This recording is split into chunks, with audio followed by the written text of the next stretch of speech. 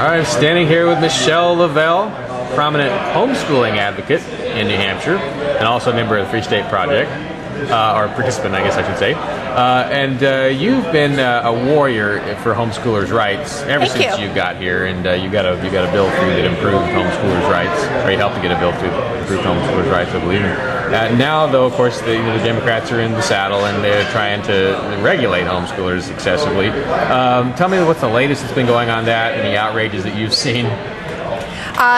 This year has been a real struggle for homeschoolers. We've been fighting a battle for months. In spring of 2009, we faced down two bills. HB 367 we killed outright, which would have made New Hampshire literally the worst homeschooling state in the country. We defeated it outright when we absolutely mobbed the State House.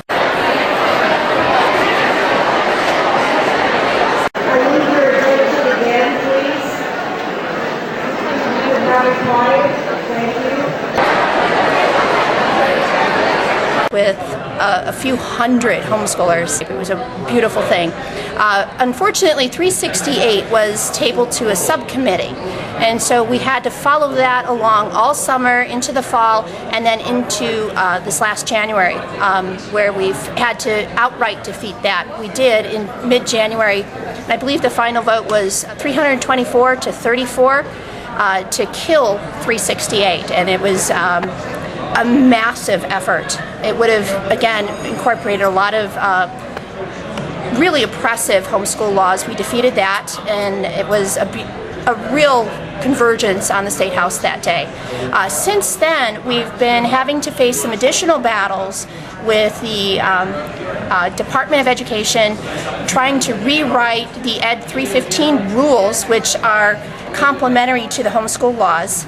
And they were trying to get some additional things passed, which had a lot of the same elements as 368. And we had a big hearing on that just in the last couple weeks. They were trying to sort of bypass the legislative process and just do it through rulemaking. Yes, they were. Yeah. In fact, so this has become a Democrat trick over the last year or two in the State House. They definitely tried to use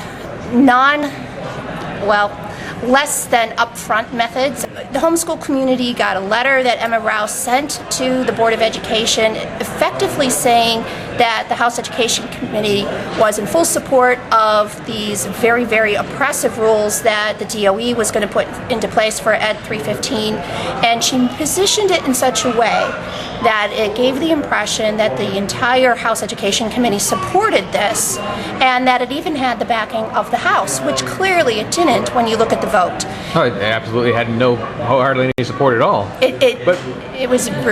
There was something else you mentioned today that was a more recent outrage, and that was the fact that I guess someone admitted that homeschooling is going fine in New Hampshire. Or what? Tell me about that. Yes, recently there was a Board of Education meeting a couple weeks ago. Just earlier this month, whatever that Wednesday was, we also had another hearing at the State House at the same day, where Daphne Kenyon, a former House Education Committee person who's now on the Board of Education, said, and I quote, 95, and then she corrected herself, 99% of homeschooling parents are doing a great job. That's a quote, and we got it on videotape. And she said that, but nonetheless, she believes that regulation should be put in place that would regulate to the 100%. I don't know how any government can realistically expect to have perfect. Well, yeah. And also, how hypocritical is that to be talking about, we need 99%. How well are they doing in her schools, those public schools that are her responsibility? Exactly. New Hampshire has kneecap testing every year throughout the public school system. And if you look at district by district, or even on an overall state basis, New Hampshire isn't the worst state in the country, but the kneecap tests have a very low bar.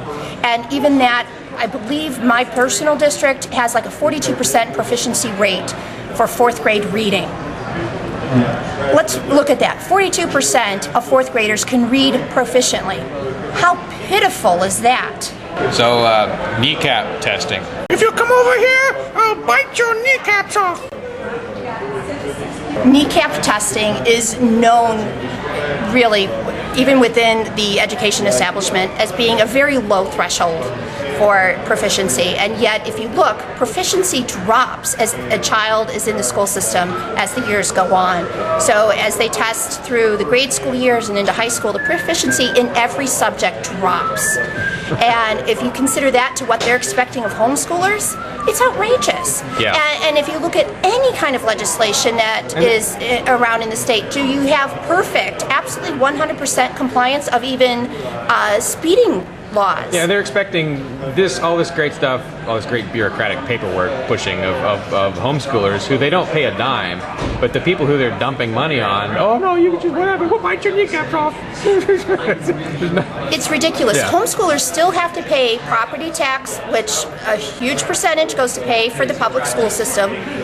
A lot of homeschoolers do have some affiliation with their public schools. Maybe it's in a sports team or a couple classes here or there. Yeah. But overwhelmingly, the schools have a net positive from this having homeschoolers in their district without having to pay full price to educate those students. Yeah. And I'm not saying all homeschoolers are perfect or that all homeschoolers are, the next, Albert Einsteins of the world.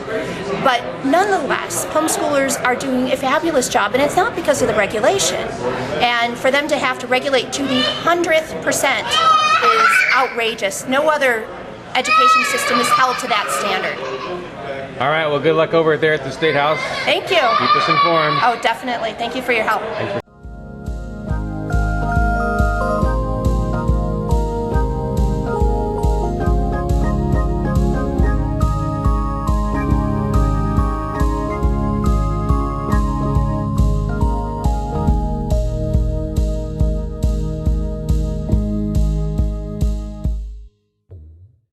This edition of the Ridley Report is brought to you by